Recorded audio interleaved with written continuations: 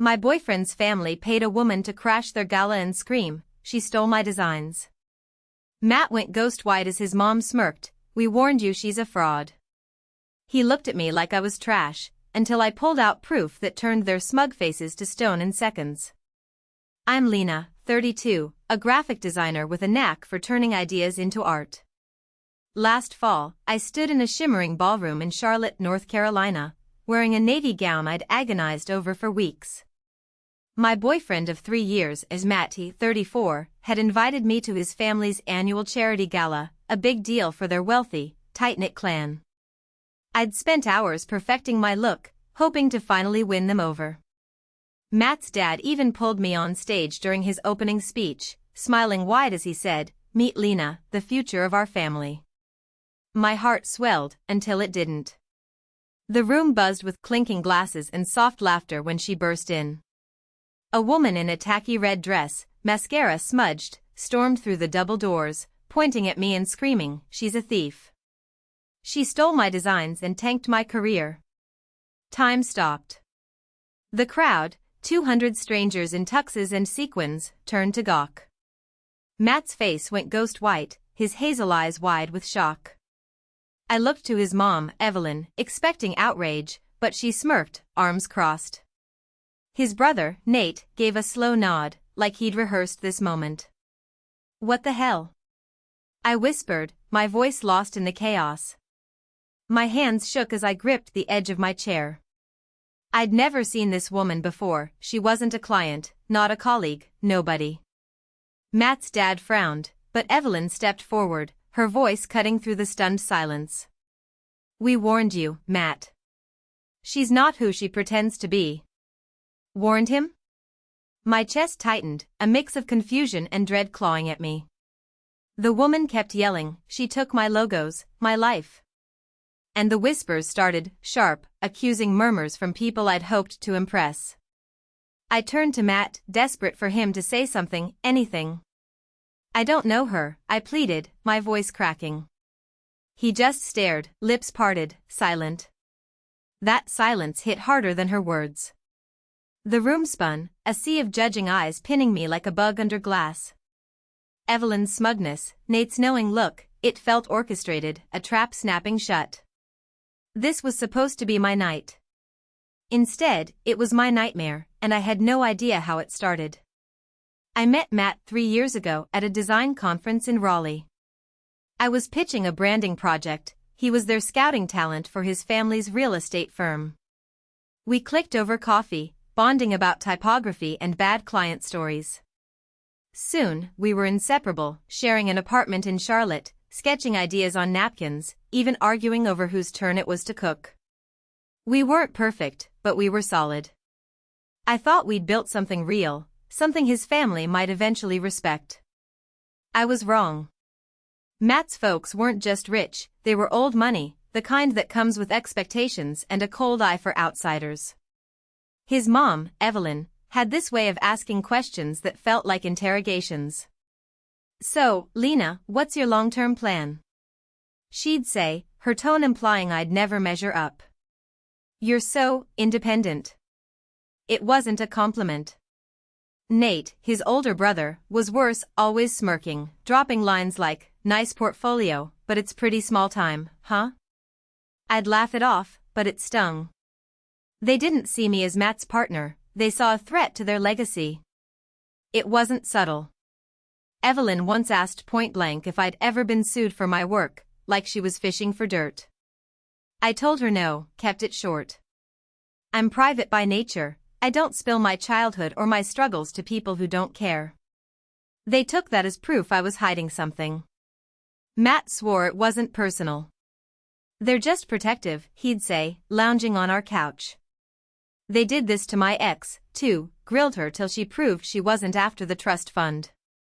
I'd roll my eyes, but part of me wondered if he believed them deep down. I tried to fit in. I'd show up to their dinners, nod at Evelyn's backhanded compliments about my cute little designs, and bite my tongue when Nate mocked my freelance gigs. Matt stood up for me sometimes, once he snapped at Nate, "She's talented, back off," but it never stuck. The tension simmered, and I felt it every time we walked into their world. Still, I loved Matt. His laugh, his quiet support when I doubted myself, it kept me going. So when he asked me to the gala, I saw it as a chance to change their minds. I spent weeks tweaking my outfit, practicing small talk, imagining Evelyn's forced smile softening into something real. That hope died the second that woman crashed through the doors. Looking back, I should have seen the signs, Evelyn's probing, Nate's digs, the way they watched me like hawks. They didn't just dislike me, they'd been waiting for a reason to pounce. I'd walked into that ballroom thinking I could win them over, but they'd already decided I didn't belong. And now, with Matt's silence ringing in my ears and that stranger's accusations hanging over me, I realized how deep their resentment ran. This wasn't random, it was personal, and I was in over my head. The woman, let's call her Tara, stood there in that gaudy red dress, her voice shrill as she waved a crumpled folder like it was a smoking gun. Lena stole my logo designs in 2020. She shouted, her eyes wild. She passed them off as hers and got me blacklisted from every firm in the Carolinas. The ballroom's chatter died, replaced by a suffocating hush. I felt my pulse hammering in my throat, my mind racing to place her. Nothing. She was a stranger, but the venom in her words made it personal.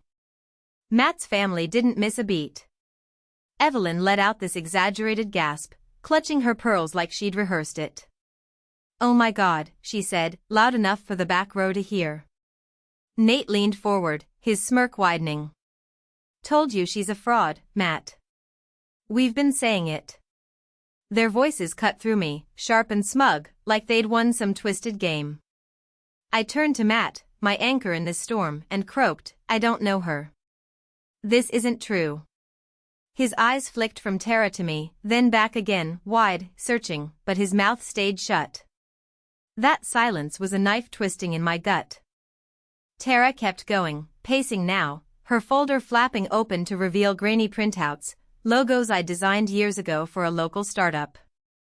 "She took these, claimed credit, and I lost everything," she cried. The crowd shifted, some leaning in, others whispering behind their hands. I saw a woman I'd chatted with earlier, someone from Matt's dad's firm, narrow her eyes at me, her glass hovering mid-sip. Disgust rippled through the room, and I felt it settle on me like damp fog. "I didn't steal anything," I said, louder this time, but my voice shook, and it sounded weak even to me. Then it hit me, Evelyn's smugness wasn't shock, it was satisfaction. Weeks ago, I'd caught her grilling Matt about my old projects, her tone too casual to be innocent. "What about that startup she worked for? Any trouble there?" she'd asked. I'd brushed it off, but now it clicked. I'd run a copyright check on my work after that, paranoid about a client dispute. Everything was clean, registered in my name. I'd even saved the records on my phone, just in case. Standing there, with Tara's lies ringing out and Matt's family piling on, I realized this wasn't random chaos. It was a setup, and they were in on it. My hands clenched into fists, nails digging into my palms. I wasn't just confused anymore, I was pissed. They wanted me to crumble, but I'd be damned if I let them see me break. Not yet. Tara's accusations hung in the air like smoke, choking me as the crowd's stares burned holes through my confidence. My navy gown felt too tight, the ballroom too hot, but I wasn't about to let this unravel me. I fumbled for my phone, hands trembling, and pulled up the copyright records I'd saved, timestamps, registration numbers, all proving those logos were mine. "Matt," I said, shoving the screen toward him, "look at this. I created these designs. It's documented." His eyes darted over the files, his brow furrowing as the truth sank in. Tara faltered, her rant slowing, but Evelyn cut in, "Anyone can fake a screenshot, Lena." That's when I knew I had to go bigger. I'd been suspicious of them for weeks, Evelyn's weird questions, Nate's constant digs. Last month, Nate had left his tablet at our apartment after helping Matt with a presentation. Curiosity got the better of me, and I'd peeked, his email was still logged in. There it was, a thread with Tara, subject line Gala plan. He'd wired her $3,000 via PayPal with a memo, consulting fee, and attached a script, accuse her of stealing your work, make it loud. I'd screenshotted it all, saved it to my cloud, just in case. Now, standing there, I opened the folder and held it up for Matt. This is their plan, I said, voice steadying. Your family paid her to do this. The room tilted as Matt scrolled through the emails, his jaw clenching tighter with every line. Tara's face drained of color, she clutched her folder like a shield. You've got no proof I took that money, she snapped, but her voice cracked. I locked eyes with her. I've got the PayPal receipt, and I'll let the police sort it out if you don't walk away. She froze, then bolted, heels clacking as she shoved through the crowd toward the exit. A murmur rippled through the guests, some craning to see, others turning to Evelyn and Nate. Evelyn's smirk vanished. Nate shifted, muttering something to his dad, who just shook his head. Matt's hands shook as he handed my phone back, his voice barely a whisper. Lena, he trailed off, eyes red, but I didn't wait for more. Evelyn tried to rally, stepping forward with a forced laugh. This is ridiculous, she's spinning a story to save face. But the damage was done. I saw doubt flicker in the crowd, some faces softened, a few even nodded my way. Nate grabbed his jacket and stormed toward the bar, Evelyn trailing him with a hissed, "We'll talk later." They were retreating, and it felt like a crack in their armor. I stayed. My legs wobbled, but I walked to the open bar, ordered a champagne, and sipped it alone, the bubbles sharp against my dry throat. Matt hovered nearby, silent, still clutching my phone like it was a lifeline. The gala resumed, speeches, clinking glasses, but the air had shifted. People stole glances at me, some curious, others wary. I didn't care. I'd paid for this night with months of effort, and I wasn't running. Evelyn and Nate thought they'd bury me in shame, but I'd turned their trap inside out. My chest ached, Matt's hesitation still stung, but a fire was growing in me. They'd underestimated me, and I was just getting started. The gala ended in a blur, but the silence that followed was deafening. I drove home alone, the navy gown crumpled around me, its hem catching on my heels as I climbed the stairs to our apartment. Matt didn't follow, he'd mumbled something about needing space and stayed behind. I sat on the couch until dawn, replaying his frozen stare, Evelyn's smirk, the way Nate had slunk off like a scolded kid. My phone stayed dark, no calls, no texts. By morning, I was hollow, but the quiet didn't last. Nate broke it with an Instagram post, a black square, white text, "Some people can't handle the truth #family loyalty." Comments piled up, "What happened?" "Stay strong, Nate." And I felt sick. They were spinning it already. Then came the first blow. Monday morning, my biggest client, a boutique hotel chain, emailed me. "Lena, we've received an anonymous tip alleging you plagiarized our last campaign. We're pausing your contract until we investigate." My stomach dropped. I'd spent 6 months on that project, original sketches, late nights, all mine. The anonymous tip reeked of Evelyn, I could practically hear her smug voice behind it. I called my contact there, explained the gala, sent my copyright proof. She sounded sympathetic but firm, "We'll review it, but this looks bad." My income was gutted in one move, and fury surged through me. They weren't done, they wanted me broken.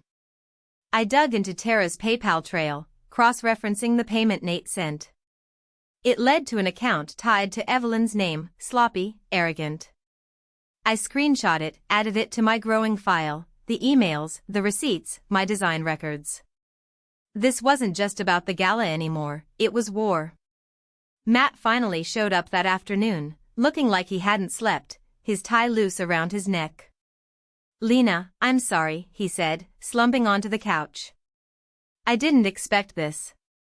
I stared at him, my voice cold. "You didn't call. You didn't check on me. You let them twist the knife." He rubbed his face, muttering, I was in shock. I didn't know what to think. "Didn't know?" I snapped, pacing now. "I showed you proof, Matt. You saw the emails, your family paid her. And now Evelyn's trying to tank my career. His eyes widened as I told him about the client email. That's insane, he said, but it sounded weak, like he still couldn't face it. I stopped, hands on my hips. They've been gunning for me since day one, and you've been too scared to see it. He didn't argue, just nodded slowly, guilt etching lines into his face. It hurt, 3 years together, and he still wavered. I couldn't wait for him to pick a side. My phone buzzed again, texts from friends who'd heard rumors, asking if I was okay. I ignored them, focusing on my next move. Evelyn and Nate thought they could scare me off, ruin my name with a few lies. But I'd built my career from scratch, every logo, every late night, and I wasn't letting them take it. The anger steadied me, a lifeline in the wreckage. Matt watched me, quiet, like he knew something was shifting. I didn't care what he thought anymore. They'd pushed me too far, and I was done playing nice. 2 days after Matt's half-hearted apology, my phone rang, an unknown number. I almost ignored it, but something made me pick up. Lena? It's Tara, a shaky voice said, slurring like she'd been drinking. I froze, gripping the counter in our kitchen. What do you want? I demanded. She sighed, heavy and ragged. I'm sorry. Evelyn, she convinced me you'd faked evidence to ruin my career. Said you'd done it before. I needed cash, so I took the gig. My jaw tightened. You screamed lies at my gala, I said. Give me one reason not to hang up. She mumbled, check your email, I sent proof. Sure enough, there were screenshots, texts from Evelyn promising $3,000, coaching Tara on what to say. It matched Nate's emails, another nail in their coffin. Before I could process it, my inbox pinged again, this time, a notification from my freelance platform. I logged in and felt the air leave my lungs. My profile, my lifeline for work, was trashed, 5 new 1-star reviews, all posted within an hour. Thief. Stole my concepts, one read. Unprofessional, dishonest, said another. My rating tanked from 4.8 to 2.3 overnight. Clients I'd pitched canceled meetings, a gig I'd booked vanished. I traced the IP logs, amateur work, linked to a coffee shop Nate frequented. He'd hacked me, or paid someone to, and now my livelihood was bleeding out. Rage boiled over, hot and sharp. I wanted to scream, to smash something. Matt was at the table when I stormed in, my laptop slamming down. Look at this, I said, shoving the screen at him. Nate's destroying me. First Evelyn kills my hotel contract, now this.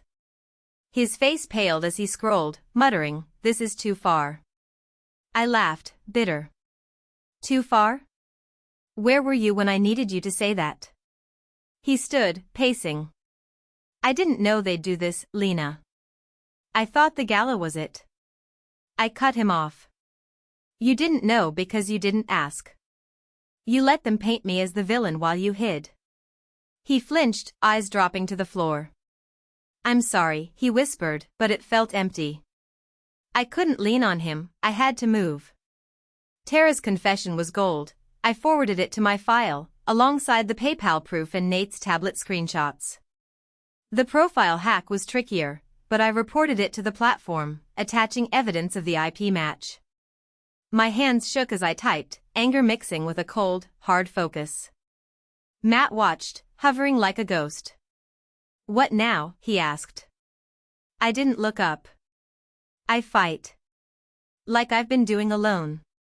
He nodded, slow and defeated, and I felt a crack in my chest, not just for us, but for the trust we'd lost. The reviews stung worse than the gala. That night, I lay awake, staring at the ceiling, hearing Tara's voice, seeing those fake ratings. Nate and Evelyn weren't just humiliating me, they were erasing me, piece by piece. But Tara's slip gave me leverage, and the fire in me burned brighter. I wasn't the girl who'd smiled at their dinners anymore. I was someone they'd regret crossing, and I'd make damn sure of it. A week after Tara's confession, my inbox lit up with an email that stopped me cold. Senior designer position, Atlanta, the subject read, from a firm I'd never applied to, high salary, relocation package, the works. I squinted at the sender, HR Director, Evelyn Carter. Carter wasn't her last name, it was a sloppy alias. My gut screamed trap, but I played along, scheduling a Zoom interview. The screen flickered on, and there she was, Evelyn, in a stiff blazer, pretending to be some corporate bigwig. "We're impressed with your portfolio, Lena," she said, her smile tight. "But we need to verify your ethics, any past disputes, legal issues?" I nodded, polite, recording every word on my laptop. It was a sham. I contacted the real firm, they'd never heard of me or this Evelyn Carter. She'd faked it, digging for dirt to twist against me. I dug too, calling Tara again. She picked up, voice low. "They're freaking out since I sent you those texts," she said. "Nate bragged about getting your portfolio files off Matt's laptop, said he snapped pics when you left it open." My skin crawled. That explained the fake reviews, they'd used my own work to frame me. This wasn't just spite, it was calculated, personal, a violation that made my blood boil. I showed Matt the recording that night, his face crumpling as Evelyn's voice played. "She's unhinged," he said, pacing our living room. "I can't believe she'd impersonate someone." I stared at him, voice flat. "You can't?" "She paid Tara to ruin me, Matt. Nate hacked my profile. This is who they are." He sank onto the couch, head in his hands. "I didn't see it till now," he muttered. I didn't soften. "You didn't want to." He looked up, eyes pleading, but I turned away. His regret was too late, I was past needing it. The fake job was a goldmine. I added the recording to my file, Tara's texts, the PayPal proof, the IP logs from Nate's hack. It was identity theft now, not just slander, and I could feel the tide shifting. Evelyn thought she'd corner me, but she'd handed me a weapon. I emailed the platform again about the reviews, attaching Nate's tablet screenshots, proof he'd accessed my files. They promised a full investigation. My hotel client called too, apologizing, they'd reinstated my contract after seeing my evidence. Small wins, but they fueled me. I sat alone later, replaying Evelyn's fake smile in my head. She'd tried to bait me into confessing something, anything, to justify their crusade. Instead, she'd exposed herself. Rage simmered, but so did clarity. They'd stolen my work, my peace, my trust in Matt, and I'd make them pay, not with screams, but with cold, hard proof. Matt hovered nearby, silent, like he sensed the wall between us growing. I didn't care. This was my fight now, and I was ready to finish it. Matt texted me a week later, frantic, "Family dinner tonight, please come. I need to fix this." I hesitated, my trust in him frayed, but I went for closure, not him. It was a small event at a country club, all polished wood and chandeliers, packed with his relatives and their friends. I walked in, head high, and the room went quiet, like I'd interrupted a funeral. Evelyn spotted me first, her jaw tightening before she plastered on a fake smile. Nate glared, whispering to an aunt who smirked back. I ignored them, finding Matt near the front, fidgeting in a suit, sweat beading on his forehead. He stepped to the mic, tapping it awkwardly. "Before dinner, I need to say something," he started, voice shaky. "At the gala, a woman accused Lena of theft. Some of you believed it, I did too, for a minute. I was wrong." He looked at Evelyn and Nate, his tone hardening. "My family planned it, paid her, stole Lena's files, humiliated her. I stood there like a coward while they did it." Gasps broke out, a cousin muttered, "No way." Evelyn stood, face red. "Matt, stop this," she hissed, but he pressed on. "I've seen the proof, emails, payments, the fake job scam. I'm done letting you hurt her." I stood then, steady despite the eyes on me. "I just wanted to belong," I said, loud and clear. "You tried to erase me, Evelyn, but I'm still here." She sputtered, "You've twisted everything. But people were whispering now, "That's awful, she's brave." Nate bolted for the door, Evelyn followed, flustered. A few guests approached me, Matt's uncle apologized, a friend hugged me tight. Matt stayed by my side, quiet but firm. For once, he'd faced them and I'd spoken my truth. It wasn't over, but it felt like a victory. After Matt's stand at the dinner, the dominoes fell fast. I handed my file, emails, Tara's texts, the fake job recording, IP logs, to a lawyer. Nate was hit with hacking and defamation suits. Evelyn faced fraud and identity theft charges. Tara signed an affidavit, spilling everything for leniency. My freelance platform restored my profile, the fake reviews erased, and clients trickled back. Evelyn's attorney offered a fat settlement, 6 figures to drop it all. I refused. Money couldn't erase the nights I'd spent doubting myself, the panic of seeing my work twisted against me. I wanted them accountable, not silenced. Matt cut ties with them, showing up at our apartment with a duffel bag and a tired, "I'm done with their games." We talked raw, messy talks about trust, his silence, my walls. "Can we start over?" he asked one night, his voice soft. I didn't have an answer. "Not yet," I said, and he nodded, staying anyway. I was healing, slowly, my career steadying, but the scars lingered. Some mornings, I'd jolt awake, hearing Tara's screams or Evelyn's smug laugh, my heart racing until I remembered I'd won. The family splintered. Matt's dad and cousins distanced themselves from Evelyn and Nate, the country club crowd gossiped them out of invites. Justice felt good, but it didn't erase the damage. I still flinched at unknown numbers, double-checked my locks. Peace came in pieces, quiet victories, like a new design gig or a friend's text, "You're a badass, Lena." Matt stuck around, proving himself in small ways, cooking dinner, calling out Nate's lies to anyone who'd listen. I wasn't sure if we'd make it, but I saw him trying, and that mattered. Looking back, I learned something hard but true: trust is a battlefield. Evelyn and Nate taught me that family can wield the sharpest knives, and silence, like Matt's at the Gala, can cut deeper than words. I survived because I trusted myself, those late-night backups, that gut feeling to snoop Nate's tablet. It wasn't about revenge, it was about owning my story when they tried to rewrite it. Life's too fragile to let others define you. Stand up, fight smart, and hold your ground.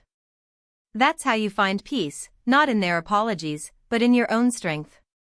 Hey, everyone! As a YouTube channel owner, I want to thank you for watching Lena's story unfold in the Gala betrayal. Your support means everything, seeing you in the comments, hearing your thoughts, it's what keeps this going. If you loved this, hit that like button, subscribe if you haven't, and ring the bell so you don't miss the next tale. Tell me below, have you ever faced a betrayal like this? Let's keep the conversation alive. See you in the next video.